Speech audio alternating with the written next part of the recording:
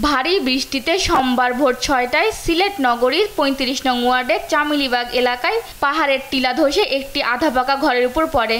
এ সময় ঘরে থাকা দুই পরিবারের বেশ কয়েকজন মাটি চাপা পড়েন। অনুমান ৫০০ ফুট দূর টিলাটা চলে আসে, অনুমান ৫০০ ফুট, এবং এরা স্থানীয় বাসিন্দা। খবর পেয়ে প্রথমে স্থানীয়রা ছুটে এসে তাদের উদ্ধারের চেষ্টা চালান। পরে উদ্ধার কাজে অংশ নেয় সিটি কর্পোরেশনের কর্মীরা। তবে গুড়ি গুড়ি বৃষ্টি হয়ে মাটি চাপা পড়াদের তাৎক্ষণিকভাবে উদ্ধার করা যায়নি। এক পর্যায়ে দুপুরে উদ্ধার তৎপরতায় যোগ দেয় সেনাবাহিনী। দুপুর 12:30টায় করিম শামিমা দম্পতি সহ তাদের 2 বছরের শিশু সন্তানের মরদেহ উদ্ধার করা হয়।